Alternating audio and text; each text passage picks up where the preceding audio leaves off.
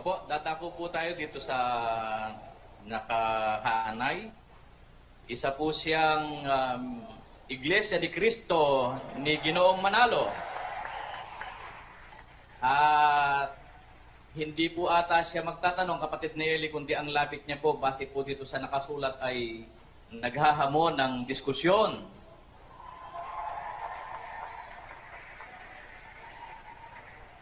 Pwede naman, kapatid. Siguro meron pa naman tayong mga ilang oras na natitira, no? Ano ba ang gusto niya? Magsasalita siya ng ng 10 minuto, tapos 10 minuto sasagot naman ako. Ganun ba gusto niya?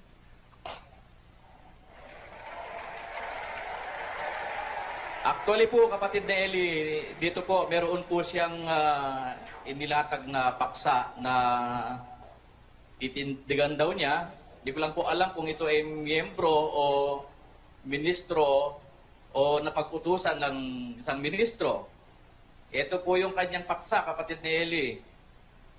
Mula sa walang pasimula hanggang sa walang hanggan, ang Ama lamang ang iisang tunay na Diyos ayon sa Biblia. Maganda yan. Maganda yan, Bradon. Bigyan natin siya ng 10 minutes, tapos 10 minutes ako, tapos 10 minutes siya ulit, tapos 10 minutes ulit ako. 40 minutes lang yun. Ayan po, sige po. Naririto po si Mr. Melvin M. Roas. Magandang gabi po. Magandang gabi po, Brad Eli.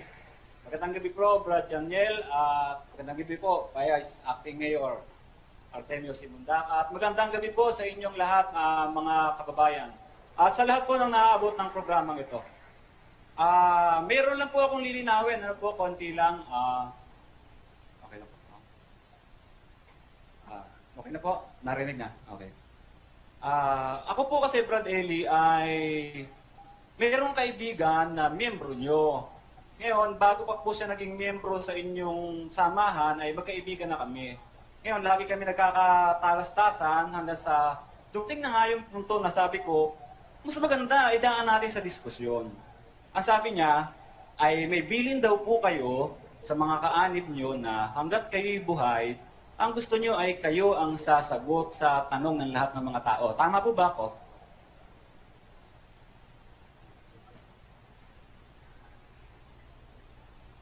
Hindi po ganoon, kapatid. Hanggang buhay ako, gusto ko ako makikipagdiskusyon kung, halimbawa, kung po pwede na makarating ako. Kagaya ngayon, hindi naman ako makakarating personal dyan, pero sa ganitong paraan pwede. Yung sagot, maraming pwede sumagot eh. Si Sis Luz lang pwede sumagot eh.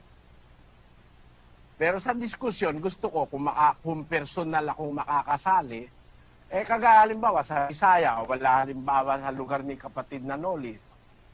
Wala kasi silang internet doon, di ako makakasagot. Siyempre, pwede na si kapatid na Noli. Ganon yon, kapatid. Siguro, umpisahan na natin kung meron kang gusto sabihin para kasi baka maubos yung oras natin. 40 minutos na lang kasi natitirang mahigit eh. Lilinawin ko lang po na yun po ang dahilan kaya ako naririto sa harapan nyo ngayon. Hindi po ako inutusan ng kahit sino, kundi naimbitahan po ako.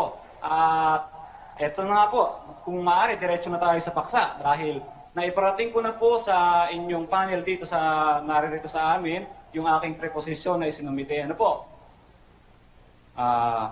Malinaw po yung aking titindigang baksa. Hihilingin ko lang po para sa kapakanan ng mga naririto na kung maaari, yung talatang gagamitin ko, paki-plus na rin po sa screen para mabasa. Pwede po ba? Sige po, para makatipid tayo, sabi nyo, 40 minutos na lang, di mag-umpisa na po tayo, ano? Alam niyo po, ako ay naniniwala na dito sa Biblia, maraming mababasang Diyos. Totoo yun. At iba't ibang klase pa nga po ng Diyos meron dito. Mayroong Diyos-Diyusan. Diyos yun, kaya lang, hindi tunay na Diyos, kaya nga Diyos-Diyusan, no? Mayroong Diyos ng sanlibutan ito. O Diyos din yun, pero sino yun? Mayroong ginawang Diyos, mayroong mga tinatawag na Diyos, at ang aking nga pong katutunayan, ang tunay na Diyos.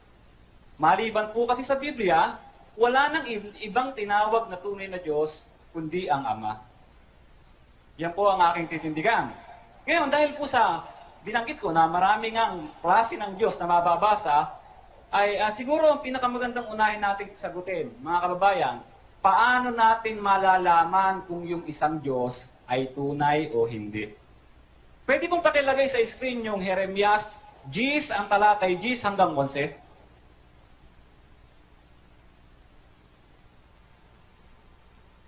Ayan. Basahin ko po, ano po? Ngunit ang Panginoon ay tunay na Diyos.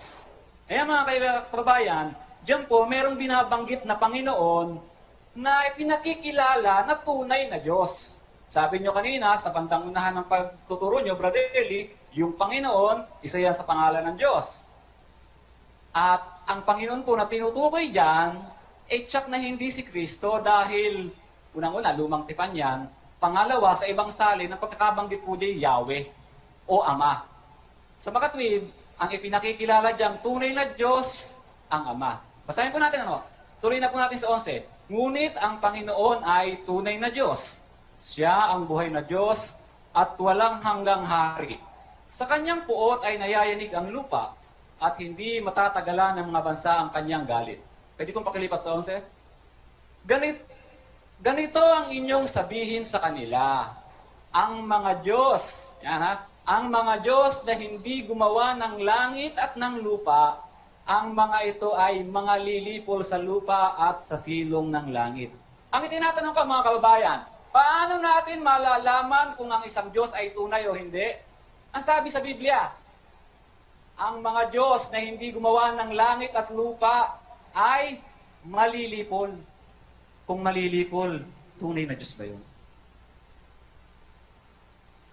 Kaya, kung isang mangangaral, mga kababayan, meron siyang ituturong Diyos at sasabihin niya, iyon ang tunay na Diyos, kinakailangan patunayan niya, yun ang Diyos na gumawa ng langit at lupa. Sunod na tanong, sino at ilan ang gumawa ng langit at lupa? Pwede pong pakilagay ang Isaias 44:24, yung dating salin.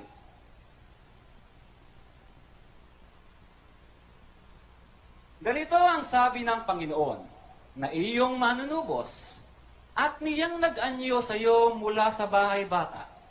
Ako ang Panginoon na gumawa ng lahat ng bagay, na nagladlad na mag-isa ng langit, na naglatag ng lupa. Mga kababayan, ilan ang Diyos na lumikha ng langit at lupa? Ang sabi ng Diyos, ako na mag-isa. Ang tanong na pakisagot ba, Brother Eli, sa inyong patindig, ang ibig bang sabihin ng ako na mag-isa, merong kasama? Ang sabi ng Diyos, ako mag-isa ang nagladlad, gumawa. Ang ibig bang sabihin nun, may katulong, katulad ng binanggit nyo kanina? At ang isa pang tanong, Brother Eli, si Kristo po ba ang nag-iisang Diyos na lumikha ng langit at lupa? Pero kakong oras, kaya babasa pa ako ng ilang talata. Ano po ang katunayan na hindi si Kristo ang iisang tunay na Diyos? Pwede pong pakilagay sa screen yung Juan 17:3. Ito, malimit yung ginagamit to, mga kababayan. Pakilagay po, mga kapatid. Ang nagsasalita po dito ay ang ating Panginoong Jesucristo. Ito'y bahagi ng kanyang panalangin sa Ama. Ang sabi niya, at ito ang buhay na walang hanggan, na ikaw ay makilala nila na iisang Diyos na tunay at siyang iyong sinugo sa makatwid bagay si Jesucristo. Ang sabi ni Kristo sa Ama, ikaw ay makilala nila. Sa English, they may know you, the only true God. Mga kababayan, pag sinabi po bang only, meron pang iba? At saka, pakipansin niyo po yung ginamit na ng ating Panginoong Jesucristong termino sa talata. Ang sabi niya, ikaw, you. Hindi po niya sinabing, you and me. Hindi niya sinabing, ikaw at ako ang makilala nilang iisang Diyos. Hindi po ganun eh. Ikaw ang Ama lang. Ngayon, narinig ko na rin na ito ay sinagot nyo, itong talatang to. Pero at ang sabi nyo ay, ang dahilan kaya sinabi ni Kristo na ang Ama, ang iisang tunay na Diyos ay sapagkat nasa lupa pa nung si Kristo, nasa katawang tao, sa makatwid, hindi pa Diyos. Kaya tama na ang Ama lang ang isang tunay na Diyos kasi nga si Kristo ay tao pa noon. Hindi pa siya Diyos.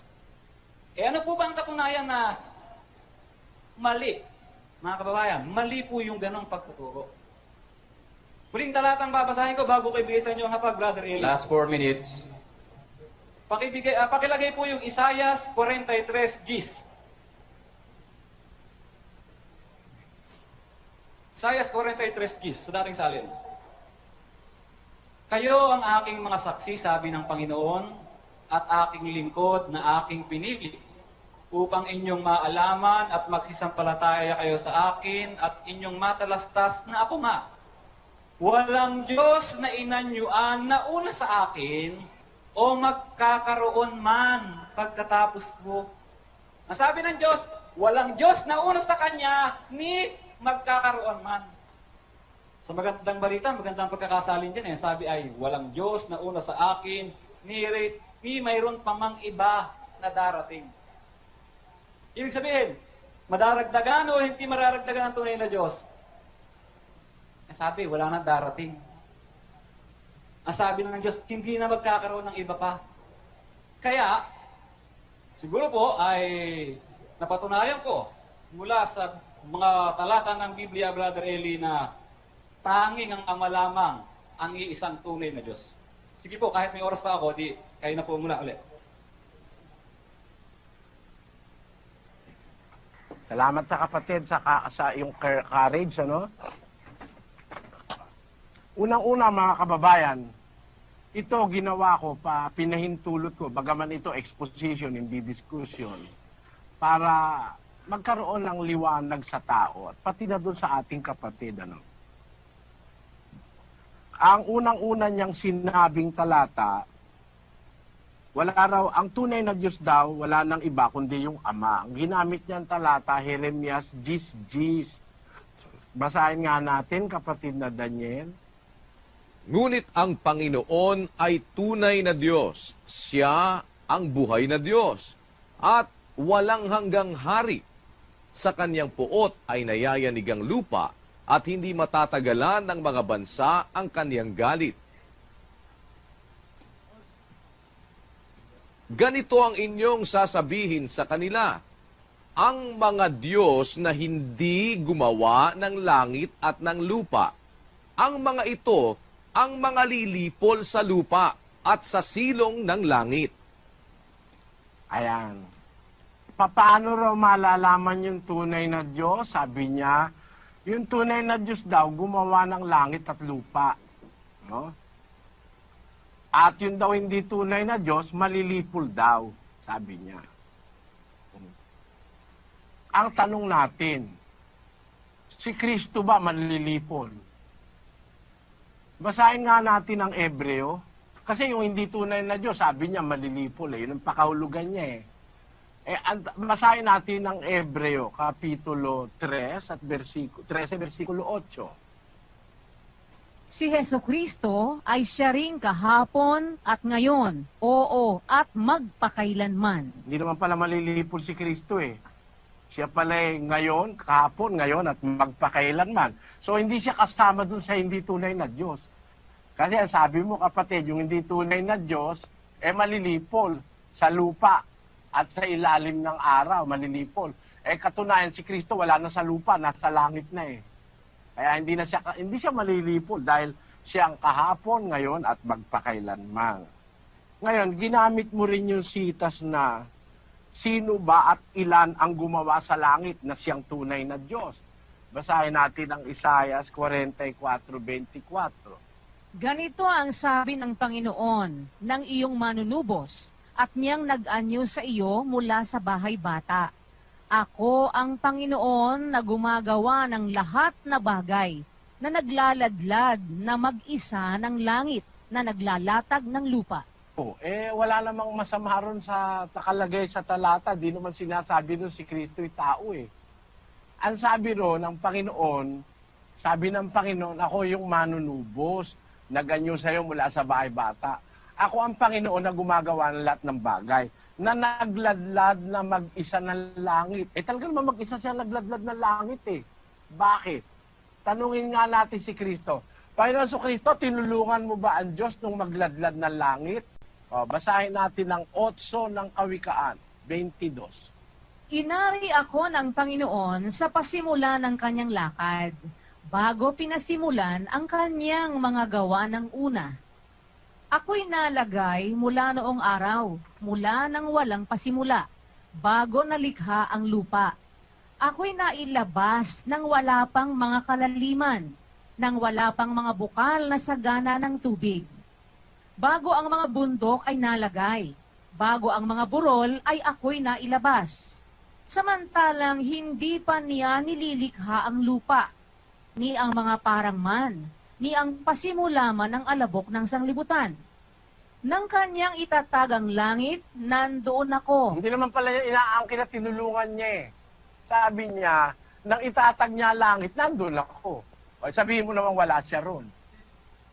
Pwede mo bang alisin siya ron? Andun siya eh.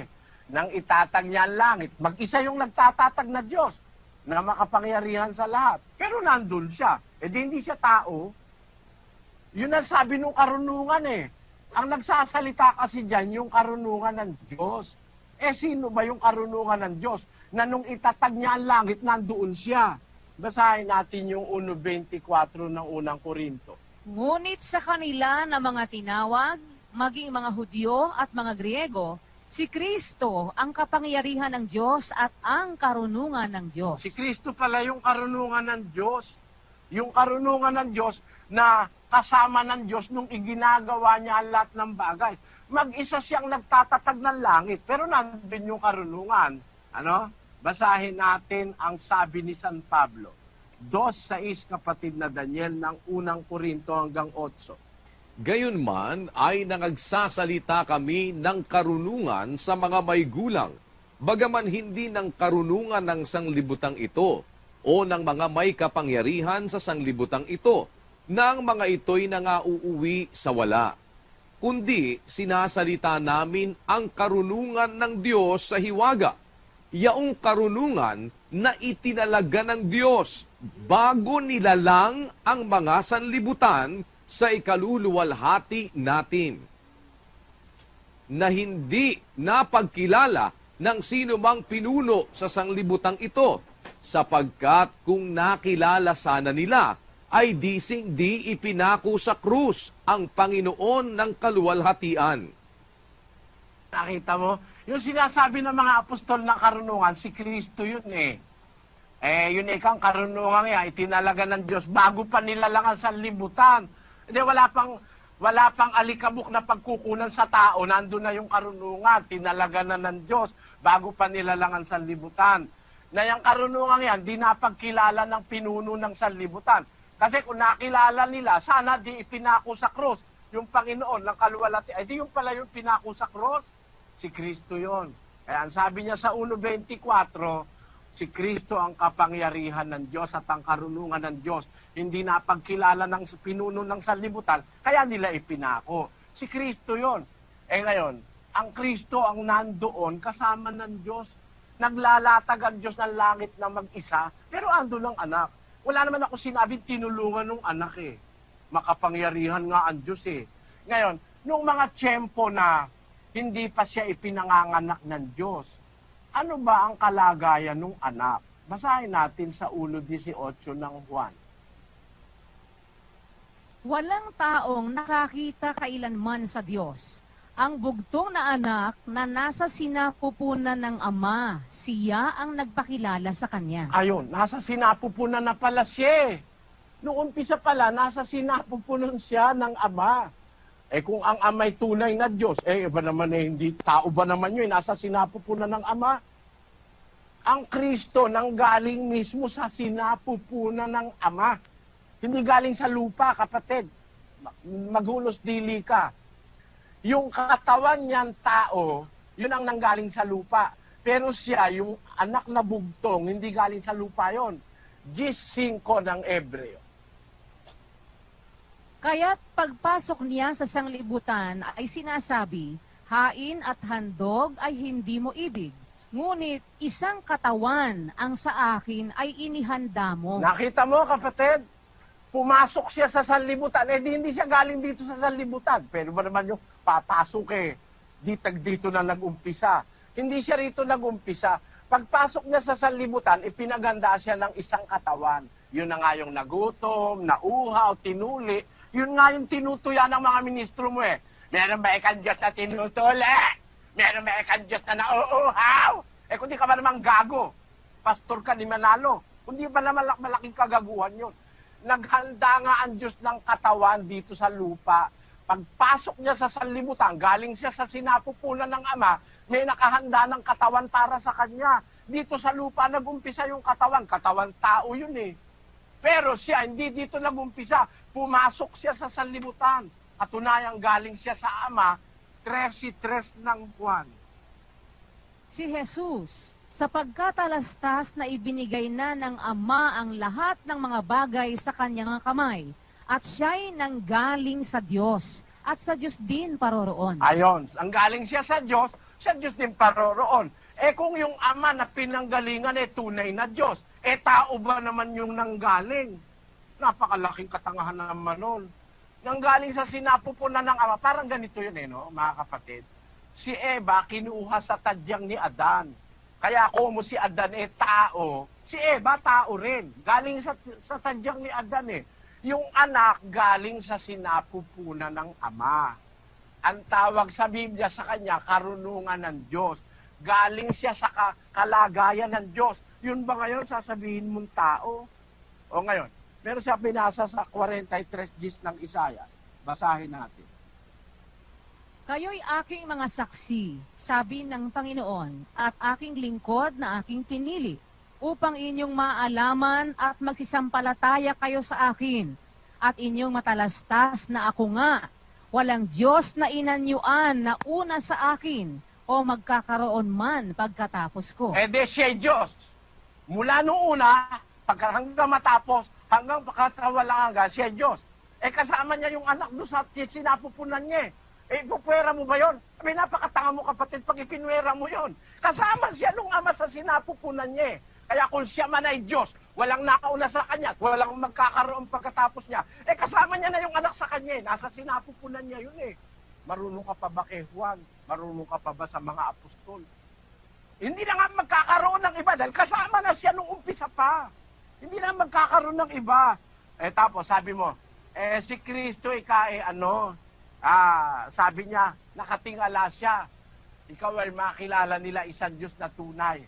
Mamaya na, wala na akong oras Sige, sa susunod ko na lang na pagsasalita. Yan po, pagkatapos ng pagtatanong ni kapatid na Eli, ay meron pong 10 minuto si kapatid na Eli para sa kanya pong panig, sa amin pong panig. Sige po kapatid na Eli, sa inyo po yung pagkakataon. 10 minuto po.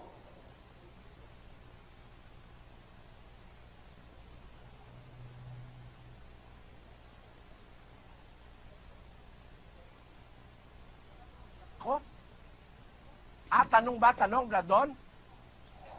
Yung pong kanina kapatid na Eli, cross-examination po para doon po sa kanyang itinindig. Ngayon po, nasa inyo po yung pagkakataon para naman sa atin pong panig, 10 minuto po. Pagkatapos po nito, siya naman po magtatanong. Ganun ba? Sige, ako naman ngayon. Tutuloy ko doon sa 17:3 kapatid na Daniel. Pakibasa mo ang 17:1 muna. Tapos 3, tapos 5.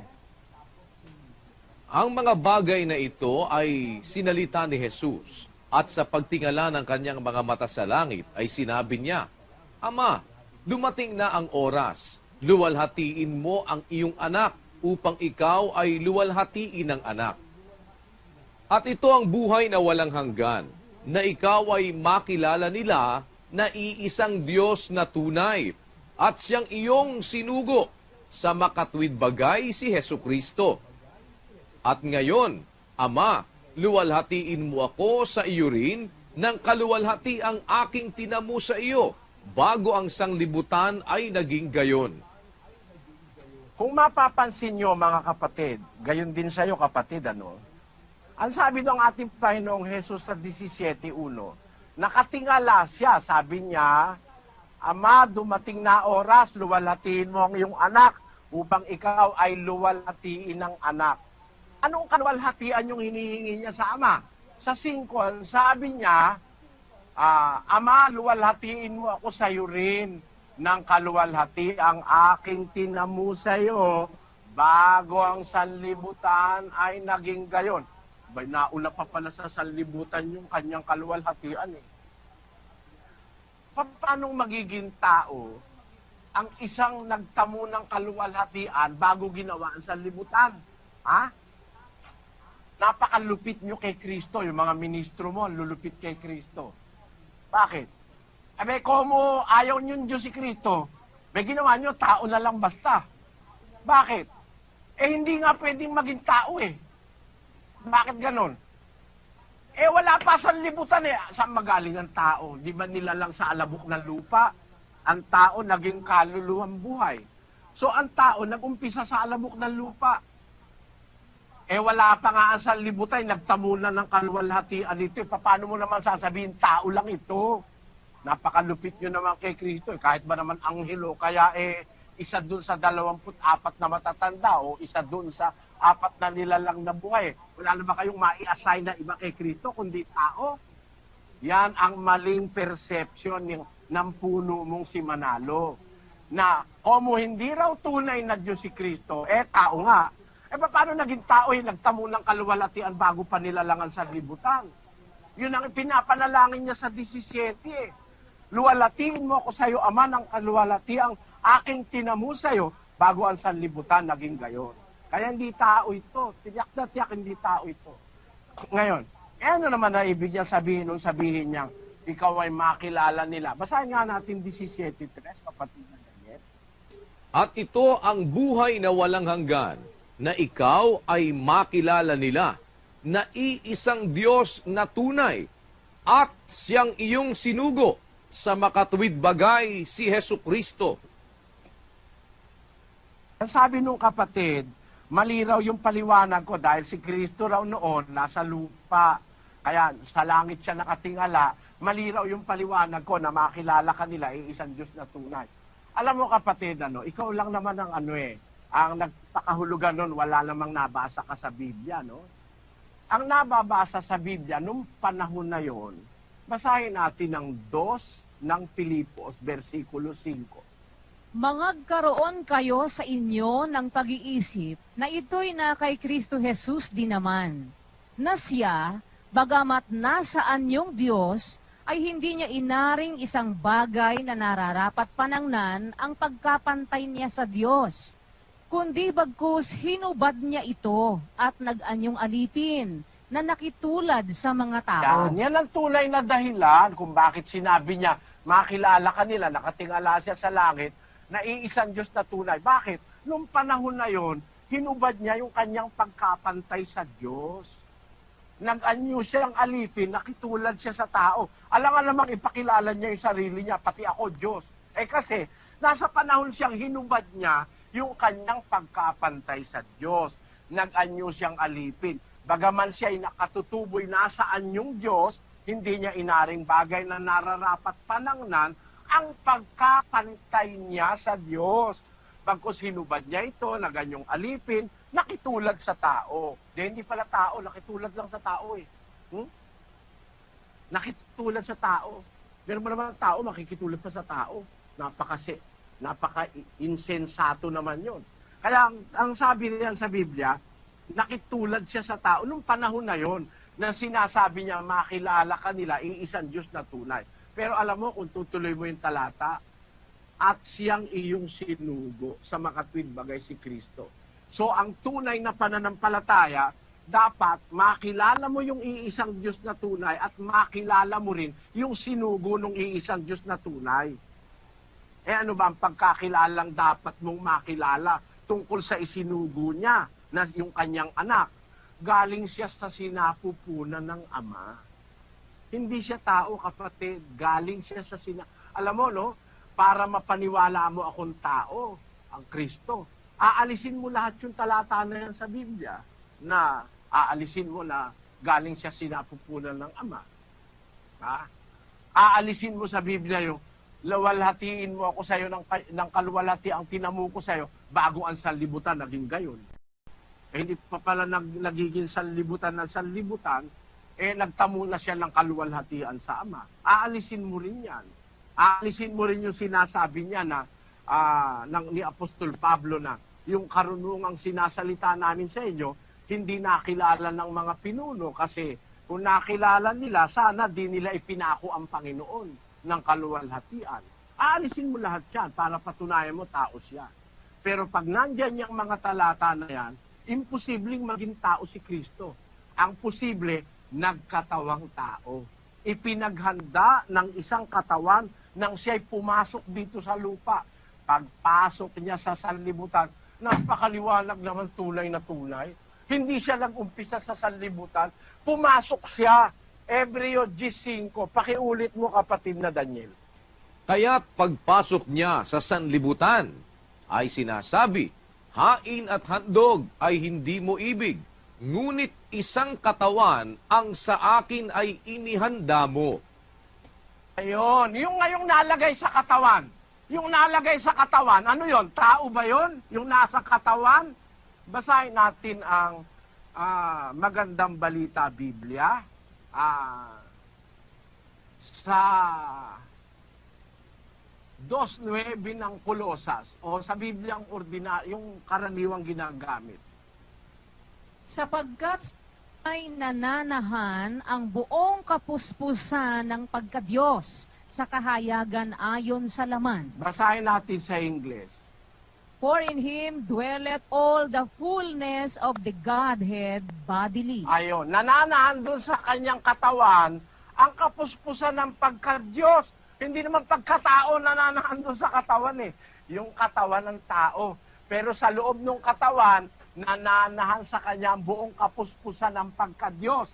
Kaya ang sabi ni San Juan, unang Juan 5:20, kapatid na Daniel, basa. At nalalaman natin na naparito ang anak ng Diyos at tayo'y binigyan ng pagkaunawa upang ating makilala siya na totoo at tayo'y nasa kanya na totoo.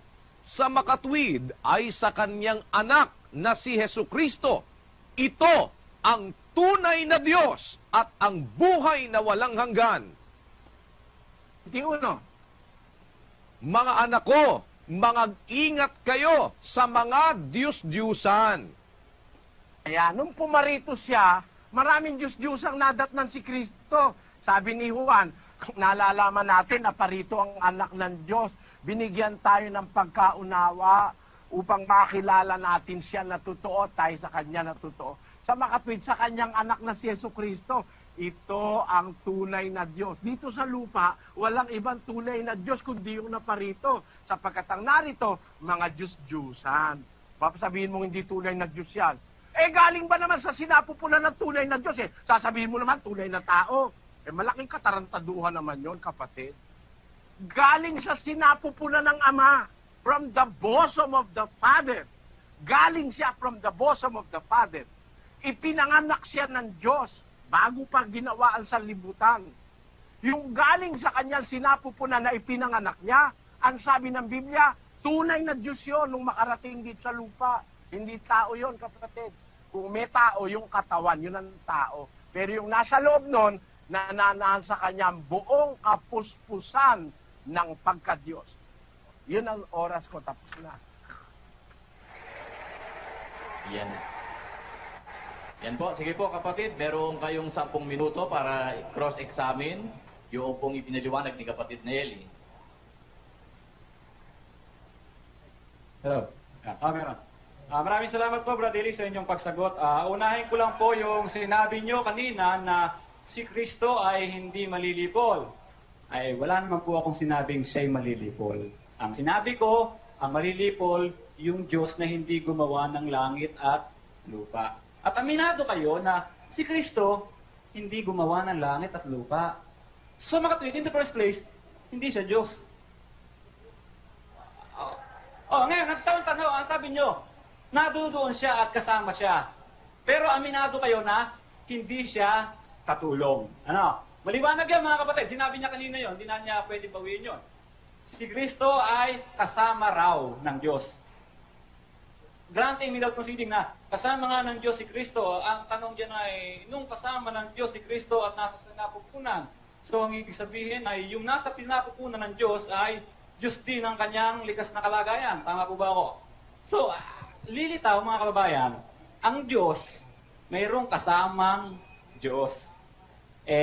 Labag po yan sa pagtuturo ng Biblia, mga mahal na kapatid.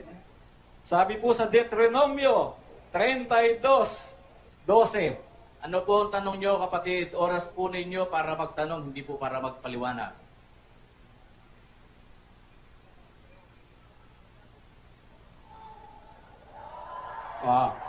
Sorry.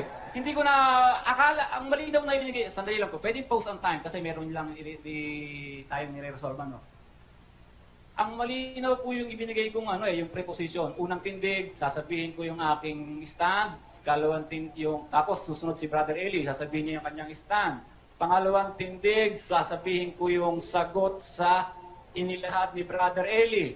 Tapos meron pa uling 10 minuto si Brother Eli para i-cross-examine o sagutin yung aking tindig na inuunang tindig. Tapos, yung cross-examination at Kaya nga po, 20 minutes oras nyo na po para magtanong ngayon, kapatid, dahil nagtindig na po si Brad Eli kanina.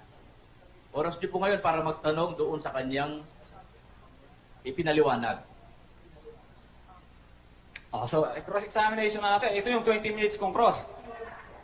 Okay. Pwedeng pakihiling na lang na makilagay niya ng screen sa yung number sa screen para alam na rin kung lumalampas. So, Brother Eli, ang tanong ko sa inyo, si Kristo'y kasama ng Diyos, sabi nyo. Bakit po ang sabi sa Deuteronomio 32:12, walang ibang Diyos na kasama? Kung mayroon palang kasama, tapos yung kasama niya, Diyos. Hindi po ba lilitaw, contradiction yun? Hindi. Siguro sa isip mo, kapatid, kontradiksyon. Pero kung basahin nga natin yung 32 Gs ng Exod, ng Deuteronomio. Kanyang nasumpungan sa isang ilang sa lupain at sa kapanglawan ng isang umuungal na ilang. Kanyang kinanlungan sa palibot, kanyang nilingap, kanyang iningatang parang salamin ng kanyang mata. Parang agila na kumikilos ng kanyang pugad, na yumuyong-yong sa kanyang mga inakay. Kanyang ibinubuka ang kanyang mga pakpak, kanyang kinukuha, kanyang dinadala sa ibabaw ng kanyang mga pakpak. Ang Panginoon na mag-isa ang pumatnubay sa kanya, at walang ibang Diyos na kasama siya. Yun. Sa Israel kasi, nasa Ehipto sila, maraming Diyos sa Ehipto Maraming Diyos sa Ehipto, kapatid. Sana kukunin mo yung talata na kasama yung context. Noong ang Israel umalis sa Ehipto, sa ilang, baka maisip nung Israelita na kasama nila yung mga Diyos na iniwan nila sa Ehipto. Mahigit 10 yun Ine-emphasize dito, ang Panginoon ang pumatnubay sa kanila, sa ilang. Walang ibang Diyos na kasama niya. Yung mga Diyos na nakilala nila sa Ehipto na hindi naman mga tunay na Diyos, walang ibang kasamang Diyos yung nung pinapatnubayan niya yung mga Israelita sa ilang. Diba? Hindi ay ibig sabihin niyan, tao si Kristo. Wala kahit sa hint niyan yung tao si Kristo Nung patnubayan niya ang Israel sa ilang sa kanilang paglalakbay, galing ng Ehipto, na kung saan sila nanggaling sa isang bansang maraming mga Diyos, ine-emphasize lang ng sulat ni Propeta Moises na nung patnubayan sila sa ilang, walang ibang Diyos na kasama. Yung mga Diyos sa Ehipto, tinutukoy doon. Yung mga Diyos-Diyusan. Huwag mo namang kukunin yung talata ng Biblia out of context.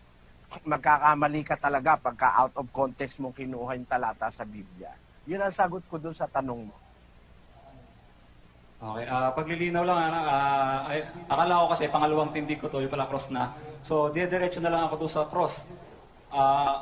Kasi yung mga talatang ginamit nyo na para patunayan na si Kristo'y Diyos, ay wala doon yung term na tunay Maliban doon sa binasa nyo, yung unang Juan 5:20 na sinabayan pa nga ng inyong mga kapatid. Kung pwede, pakilagay natin ulit sa screen, mga kapatid, yung unang Juan 5:20 para maitanong ko yung aking follow-up question kay Brother Eli. Ayan. Doon sa second sentence, ang sabi ay, ito ang tunay na Diyos at ang buhay na walang hanggan. Brother Eli, hindi naman po ang nakasulat doon ay, si Kristo ang tunay na Diyos at ang buhay na walang hanggan. Ang nakasulat po doon, ito. Ngayon, ang tatanungin dyan, kanino tumutukoy yung ito? Sa tunay na Diyos. Ang tanong dyan, sino ang tunay na Diyos? Kung maaari, pakilagay natin yung MB kasi mas malinaw doon yung unang 1.5.20. Ayan o. Kung maaari po, pakilagay natin sa magandang balita para malaman natin, sino ba yung tinutukoy ng tunay na Diyos? Ang sabi kasi ni Brother Eli, si Kristo raw yun. Eh, hindi naman nakasulat yung Kristo. Nakasulat ay ito. Kaya kung maaari, para maging malinaw, pakilagay muna natin yung saling magandang balita. Ayan. Mga kababayan, ang sabi dyan, at nalalaman nating na parito ang anak ng Diyos at binigyan niya tayo ng pangunawa upang makilala natin ang tunay na Diyos. Ang tanong ko sa inyo, Brother Eli, bakit pumarito ang anak? Sino ang kanyang ipakikilala? Ang kanyang sarili ba? O ang tunay na Diyos? Ang tunay na Diyos ang ipakikilala dyan, di ba? O kapatid, put ko ganito. Pagka ang iyong paninindigan, gagamitin mo yung magandang balita, Biblia, hindi yan ang Bibliang isinalin na word for word from the original. Yan ay paraphrase. Ano? Kaduda-duda yan, salin na yan. At si Manalo man, hindi ginamit yan. Tandaan mo. Hindi ginamit ni Felix Manalo yan. Alam mo ang pananaw ni Felix Manalo tungkol sa Katoliko at Protestante? Ang nagsaling kasi niyang magandang balita, Katoliko at Protestante, magkatulong. Ang pananaw ni Felix Manalo, basahin nga natin sa pasugo. Ito ha, babasahin ni kapatid na Daniel sa'yo ha. Kaya sa August wakas ng lathalang 1961. ito, pasugo August 1961, kaya sa wakas ng lathalang ito, dapat na nating itakwil ang mga paring Katoliko at ang mga pastor protestante sapagkat sila'y mga ministro ni Satanas. Dapat din nating itakwil ang Iglesia Katolika at ang iba't ibang Iglesia Protestante sapagkat sila'y hindi sa Diyos kundi sila'y kay Satanas o sa demonyo. Ayon. Yung palang mga pastor ng protestante at mga pare sa demonyo, nagsali ng Biblia. Yun ngayon ang ginagamit mo, yung sali ng mga sa demonyo. Sabi ni Manalo yun, di ako may sabi, no? Pero susundan kita para bigyan ko ng kaligayahan mo, no? Babasahin ko yung magandang balita, Biblia. 5:20. Nalalaman nating naparito ang anak ng Diyos at binigyan niya tayo ng pangunawa upang makilala natin ang tunay na Diyos. At tayo nasa tunay na Diyos at sa kanyang anak na si Jesucristo. Ito ang tunay na Diyos at buhay na walang hanggan. Nakita mo na, oh, nasa tunay na Diyos tayo, yung Ama, tapos, at sa kanyang anak na si Jesucristo. Itong Kristo, ito ang tunay na Diyos at buhay na walang hanggan. Sa 21, ba't sinabing tunay na Diyos? Mga anak ko, lumayo kayo sa mga Diyos-Diyusan. Yung naparito, tunay na Diyos yun. Yung naparito, ito. Kaya nga naparito, ito eh. Ha? Alam nga namang naparito, yun. Iba yung naparito, ito. Kaya nga ang ginagamit, demonstrative pronoun. Ito. Ang tunay na Diyos at buhay na wala hanggan. Bakit? Hindi naman natapos yung talata ron eh. May kasunod pa, 21 eh. Mag-ingat kayo sa Diyos-Diyusan. Kaya sa dami ng Diyos-Diyusan sa lupa, ang naparito na tunay na Diyos, yung anak ng tunay na Diyos. Siyempre, anak ng tunay na Diyos yun. Tunay na Diyos din yun. Ano? Ngayon, ginamit ko yung magandang balita para bigyan kita ng kaligayahan, kapatid. Pero walang sinasabi dyan na si Kristo'y tao. Diyan sa talatang yan. Walang sinasabing tao si Kristo dyan. Ito ang tunay na Diyos at buhay na walang hanggan. Magandang balita yan, ano? Sino ba yan tunay na Diyos at buhay na walang hanggan sinasabi dyan? Basahin natin ang magandang balita rin. 1:1 hanggang 4, kapatid na Daniel. Sa pasimula pa'y naroon na ang salita, kasama ng Diyos. Unang Juan, anak. Unang Juan. 1:1 hanggang 4. Sumusulat kami sa inyo tungkol sa Kanya. Nasa simula pa'y siya na, ang salita na nagbibigay buhay. Narinig namin siya at nakita, napagmasdan at nahipo ng aming mga kamay. nahayag ang buhay. Nakita namin siya at pinatotohanan sa inyo.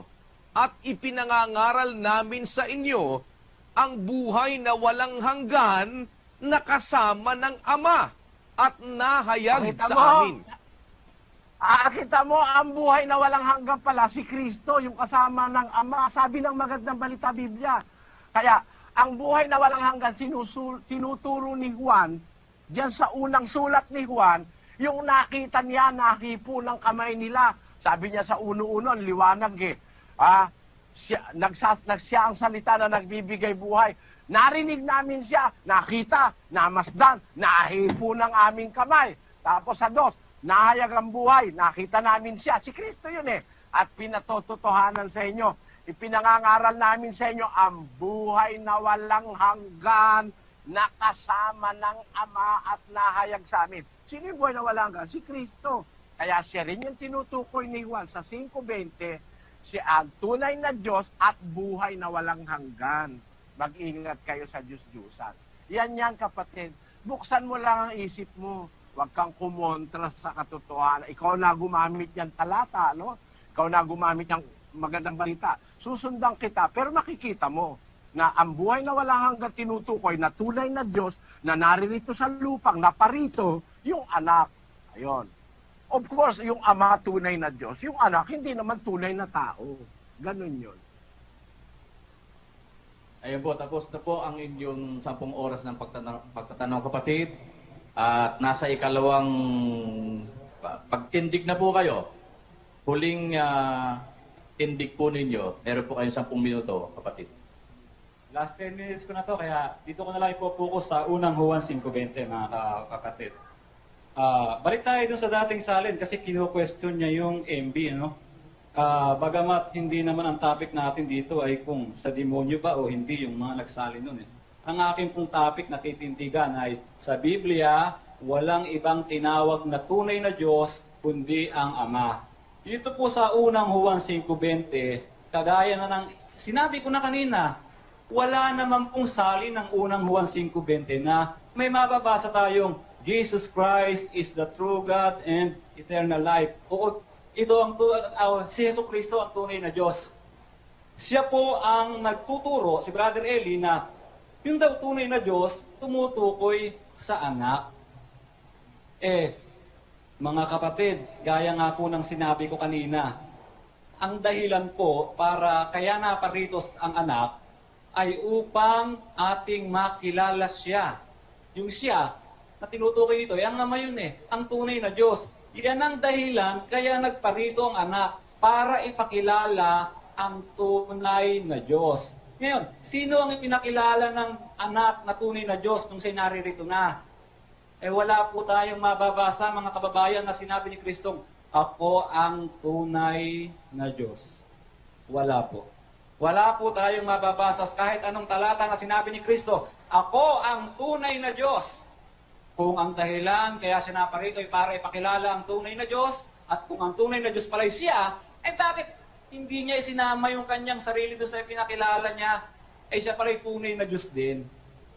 Ganun lang po kasimple mga kababayan Pero ang sabi niya, si Kristo raw, bagamat kahit anong salin ng ating basahin, wala po tayong mababasang ang si Yesu Kristo, ang tunay na Diyos at ang buhay na walang hanggan.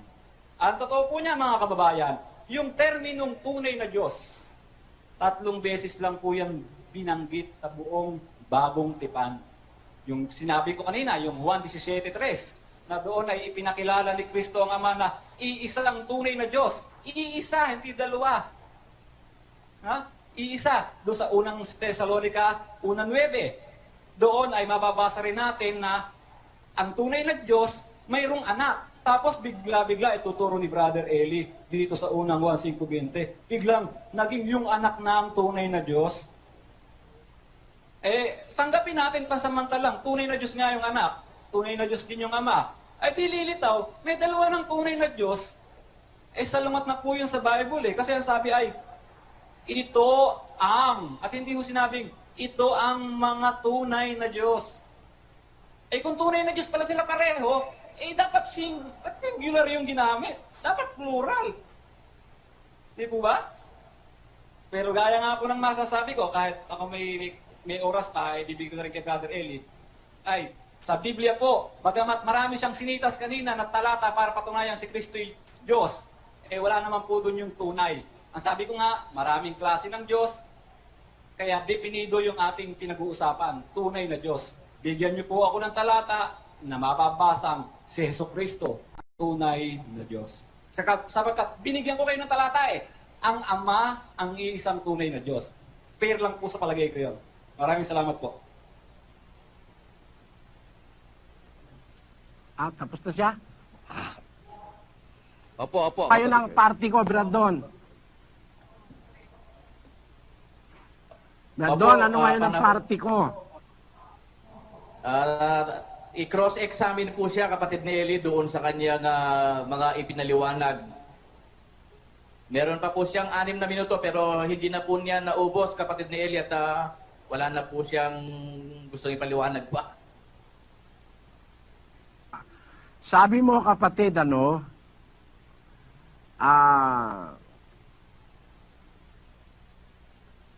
gumamit ka uli ng bagong salin. Sabi mo, ay, ng dating salin. Balik tayo sa dating salin. Para ka palang palaka Pagka for your convenience, iiwan mo yung pinuntahan mo. Hindi ako ganon. Alam mo, pagka may prinsipyo ka, pag ginamit mo yung salin na yon, ay dapat, huwag mong itatakwil, huwag mong iiwanan. Ginamit mo Masama sa Biblia yan. 14:22 ng Roma. Pakinggan mo. Ang pananampalataya mo na nasa iyo ay ingatan mo sa iyong sarili sa harap ng Diyos. Mapalad ang hindi humahatol sa kanyang sarili sa bagay na kanyang sinasang-ayunan. Ayon, pagka sinasang-ayunan mo, wag mo lang i-deny. Ikaw ang pumunta sa magandang balita, nung sundan kita, iniwanan mo. Hindi mo kasi matututulan yung sinasabi sa magandang balita na yung buhay na walang hanggan na sinasabi ng mga apostol, lalo na si San Juan, yun ang nahipo nila, nakita nila, nahipo nila, namasdan nila, nahipo ng kamay. Hindi mo naman pwede sabihin yan yung Ama. Hindi naman nahihipo ng mga apostol yung Ama. Ang nahipo nila si Kristo. Nagpahipo pa nga O basahin natin uli yung uno-uno ng magandang balita, kapatid na Daniel. Sumusulat kami sa inyo tungkol sa Kanya na sa simula pa'y Siya na, ang salita na nagbibigay buhay. Narinig namin Siya at nakita, napagmasdan at nahipo ng aming mga kamay. Nahayag. Ayan. Yung salita na mula pa sa pasimulay, Siya na. Siya na pala, mula pa sa pasimulat, Siya na. Salitang nagbibigay buhay. Narinig namin Siya. Napagmasdan, nahipo namin Siya. Yan ba ngayon sino ba yung nahipo nila na yan? Na buhay na walang hanggan. Sino yan? 5:20 ng magandang balita. Umaalis ka na ikaw ang nag-umpisa niyan. 5:20. At nalalaman natin na parito ang anak ng Diyos at binigyan niya tayo ng pangunawa upang makilala natin ang tunay na Diyos at tayo'y nasa tunay na Diyos sa kanyang anak na si Jesucristo. Ito ang tunay na Diyos at buhay na walang hanggan. Kita mo, sasabihin mo, walang mababasa sa Biblia. Ikaw na nga gumamit yan Ha? At tayo nasa tunay na Diyos sa kanyang anak na si Jesucristo. Sino yung tunay na Diyos? Si Jesucristo na sinutukoy ni Juan. Ito ang tunay na Diyos at buhay na walang hanggan. Sino yung buhay na walang hanggan? Na tunay na Diyos. Nakita namin Siya, nahipo namin Siya ng kamay. Hindi naman yun yung Ama Kaya nga napakaliwanag, naparito. Dito, ang tinutukoy ni Juan, yung pumunta rito, tunay na Diyos yun. Ipapakilala niya yung tunay na Diyos din. Ngayon, ang sayo, ang problema mo, pagka ganyan ka, magiging dalawa na ang tunay na Diyos.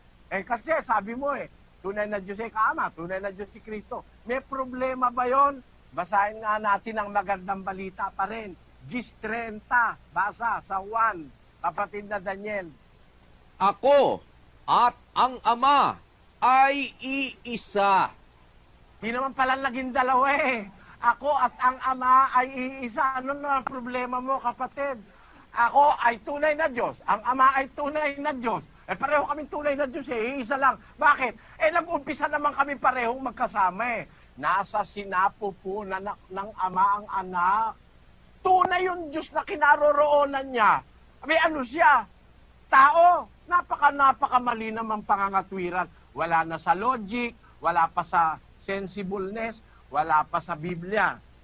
Ang tunay na Diyos, nahipo ng ang buhay na walang hanggan, nahipo namin, sabi ng mga apostol, nahipo ng aming kamay, nakita namin siya, pinangaral namin siya, buhay na walang hanggan siya. Sino yon? Ito ang tunay na Diyos, ang buhay na walang hanggan. Sino yon? Yung naparito, ang anak. Kaya, bakit tunay na Diyos sa pakilala ni Juan? Kasi maraming dinatnan si Kristo sa lupa, buhay na walang hanggan. Ayun yon. Diba? Ngayon, susundan kita, kapatid, doon sa sinabi mo na, teka ha, ang sabi niya kanina, wala raw mababasa si Kristo, tunay na Diyos. Yun nga ang Bibliang binasa mo na magandang balita, yun na nga nababasa Matigas lang ulo mo, kapatid. Alam mo, naunawaan kita. Napadilim na kasi isip mo dahil ang puno mo nasa kadiliman. Kaya didilim na rin ang isip mo. Yan ang tiyak na tiyak dyan. Pareho na kayong magdilim ang isip. Nabulag na isip mo ng pambubulag ni Satanas at saka ni Manalo. Na si Kristo tao lang. Hindi mo na kasi matanggap mismo. Yung Biblia mismo binasa mo. Ikaw na pumunta riyan, ha? Tapos sabi mo, babalik ka tayo sa dating salin. O susundan naman kita uli. Mahirap tong ginagawa mo sa akin para kang palakang palundag-lundag susundan naman kita. Sabi mo, balik daw tayo sa dating salin. Lilitaw daw sa dating salin, may mababasa ka ba ikaw si Kristo tunay na Diyos? Si Yesu Kristo tunay na Diyos. Wala kayo ka mababasa si Yesu Kristo tunay na Diyos. Di basahin natin sa dating salin. 5:20 ng unang Juan.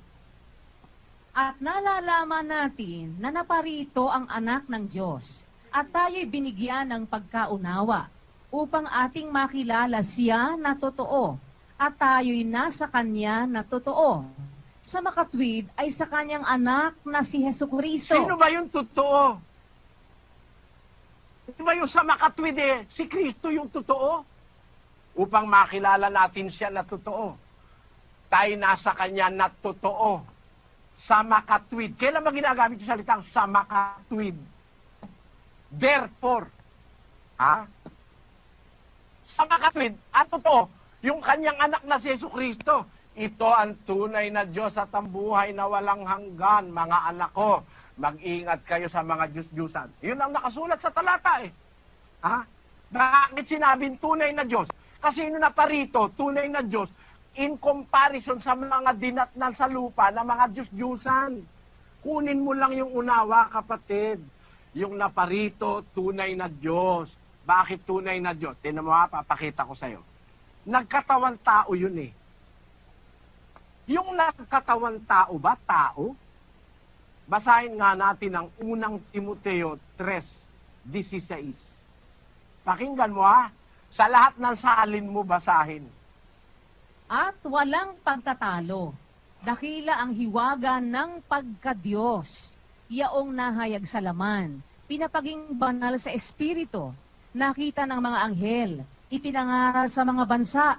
Sinampalatayanan sa sanglibutan. Tinan mo, yan si Kristo Dakila ang hiwaga ng pagkadiyos. Pagkatao ba sinasabi dyan? Pagkadiyos May dakilang hiwaga ang kanyang pagkadiyos. Yaong nahayag sa laman. Di yung kanyang pagkadiyos nahayag sa laman. Nagkatawan tao nga kasi siya. Tapos, pinapaging banal sa espiritu, nakita ng mga anghel, pinangaral sa bansa, sinampalatayanan sa sanlibutan, tinanggap sa itaas sa kaluwalhatian. Di ba si Kristo yan? Dakila ang hiwaga ng pagkadiyos. Hindi lang basta tunay na Diyos, dakila pa hiwaga ng pagkadiyos ni Kristo. Ano sasabihin mo walang mababasa? Dakila ang hiwaga ng pagkadiyos. Siya yung tunay na Diyos na nakarating dito sa lupa at buhay na wala hanggan. Patunayan natin. Balik tayo sa dating salin. Unang Juan 1:1 hanggang 4, kapatid na Daniel. Yaong buhat sa pasimula, yaong aming narinig, yaong nakita ng aming mga mata, yaong aming namasdan at nahipo ng aming mga kamay tungkol sa salita ng buhay.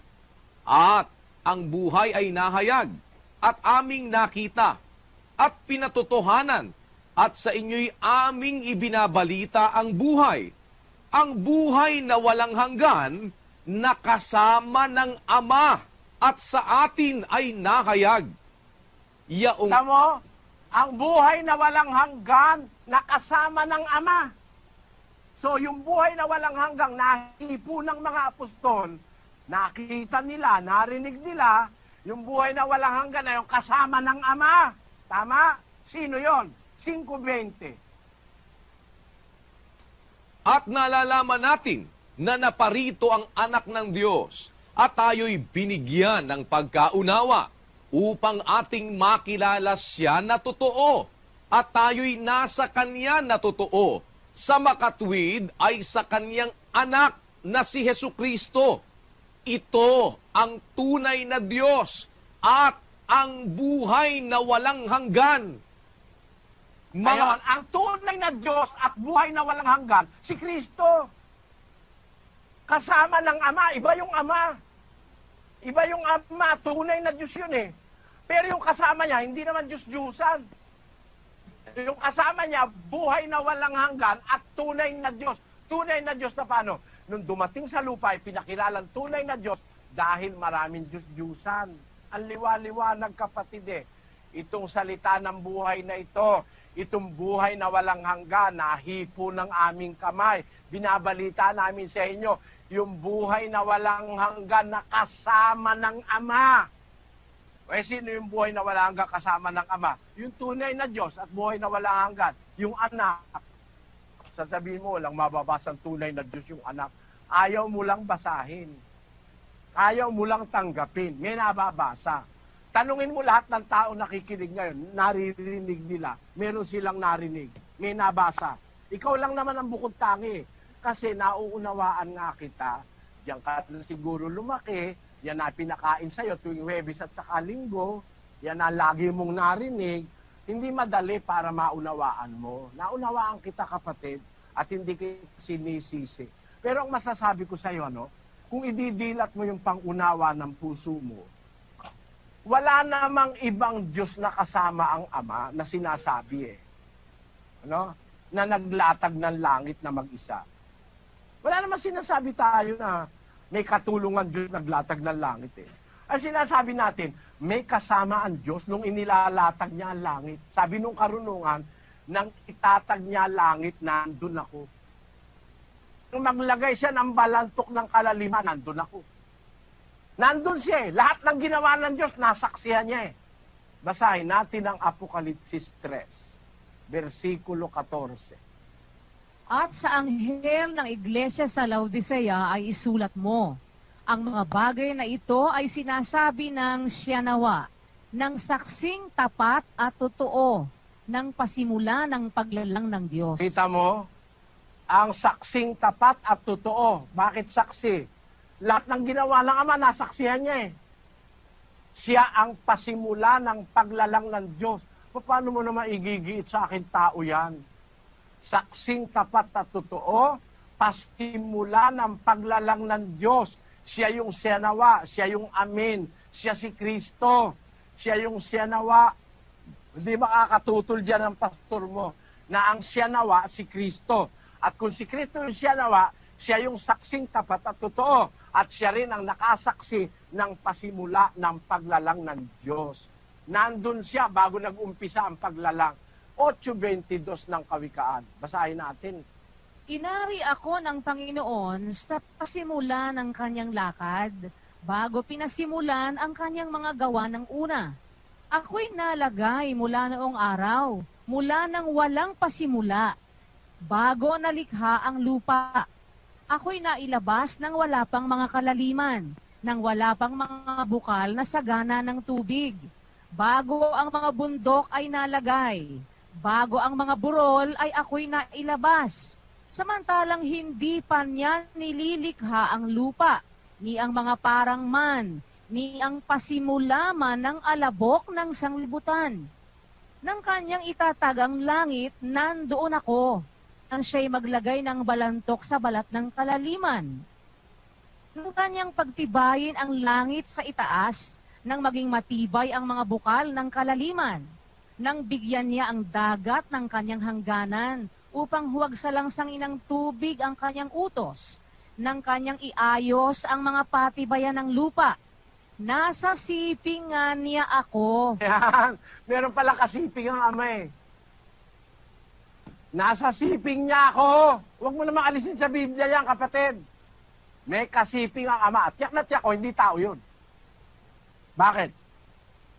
Eh wala pa ang lalabok nun eh. Hindi pa ginagawa tao nun eh. Nasa siping niya na ako eh. Kaya sabi ni Kristo, luwalatiin mo ko sa'yo, Ama, ng kaluwalati ang aking tinamu sa'yo. Bago ang sanlibutan naging gayon. So umiiral na siya kasama ng ama, nasa siping ng ama, nang ginagawa lahat ng bagay. Tama yung Apokalipsis, siya ang pasimula ng paglalang, saksing tapat, siya ang siyanawa. At ang Kristo ang panguna sa lahat ng bagay, na nakasaksi ng lahat ng bagay na ginawa ng ama. Huwag mong sabihin tao yon, kapatid. Ang tao lumitaw lang nang gawin ang Diyos mula sa alabok ng lupa. Iyon ang katotohanan ng nasa Biblia. At sana naunawaan mo. Kaya lang, di natin talaga matatapos pag-usapan to, mahabang paksa ito. Kasi ang hinahanap mo palagi, mabasa, si Kristo ang tunay na Diyos. Kristo ang tunay na Diyos. Si Kristo ang tunay na Diyos. Yun ang gusto mo mabasa letra por letra eh. Para kung hahanapin ko rin sa'yo, basahin mo, si Manalo ang anghel sa sikatan ng araw. Wala kang mababasa nun. Letra por letra, si Manalo anghel sa sikatan ng araw. Kahit nga sa lubugan ng araw, hindi mo kayang basahin si Manalo yung anghel eh. Yun ang ibig ko sabihin. Huwag kayong ganyan kung gumamit ng Biblia. Ang Biblia may lohika. Ang Biblia may sentido. Ang Biblia may konteksto. Hindi puro lahat ng katotohanan, letra por letra ang mababasa mo. O kagaya ito, mababasa mo ba si Manalo? Bula ang propeta? Hindi. Pero sabi ng Diyos, lilitaw ang maraming bula ang propeta. Kasama si Manalo ron. Yun. Ang katunayan bula ang propeta yan, ang itinuro niya Santa Cena, may abulo yan. Wala namang abulo yan na Santa Cena sa Biblia. Tingnan mo? Ang itinuro niyang panalangin, patayo. Tumayo kayo. Wala namang ganun sa Biblia na ting mananalangin, tumayo. Kaya ministro mo, ting mananalangin, nakatayo eh. Kasi utos ni Manalo yun. Tumayo kayo. Basahin natin. Antikristo ito si Manalo eh. Basahin natin sa kanilang pangunahing aral. Ito po, nasa mga pangunahing aral na sinasampalatayana ng Iglesia ni Cristo, page 116. Isama ninyo ang damdamin ninyo kapag nananalangin ang kapulungan. Sino man sa mga nangangasiwa ng pagsamba ang nangunguna. Tumayo kayo ng maayos. Tumayo, utos ni Manalo yan, no? Siya gumawa niyan eh. Sa Biblia, hindi naman nakalagay, tumayo. Ha? Pwedeng manalangin ng patayo pag wala kang paraang makaluhod. Pero ang talagang utos, luluhod ka sa Diyos. Si Manalo, kung siya nag-uutos, tumayo kayo. Wala mang instance na hindi ka tatayo eh. Kaya sa telebisyon, sa kapilya, lagi na lang sila patayo kung manalangin. Bumabaksak sa kanila yung sinabi ni Kristo, huwag kayong maging gaya na mapagpaimbabaw. Inihibig nilang manalangin ng patayo sa mga sinagoga at sa mga pintuang daan upang makita ng mga tao. Kaya alam mo kapatid, kung magbubukas ka lang ng isip, hindi ka maniniwalang si Manalo sugo na anghel sa sikatan ng araw. Pero ako, nakahanda akong maniwala kung mapapatunayan niyang aral niya tama. Pero yung Santa Cenang may abulo yan, wala sa Biblia yon. Yung aral ninyo na maraming mga aral kayo iba't iba na wala sa Biblia, yung kagaya nung sa inyo, libre sigarilyo, libre lasing sa inyo, mga ministro nyo naninigarilyo, bawal sa Biblia yan. Paano naging sugo yung isang taong ganon? Pero ako, hindi ko hinahanap si Manalo sugong anghel. Wala kasi nun eh. Tapos hahanapin mo, gusto mo laging ang mababasa si Kristo ang tunay na Diyos. maling pag-aral ng katotohanan yan, maling pag-unawa. Naawa ako sa'yo, sana samahan ka ng Diyos, kapatid.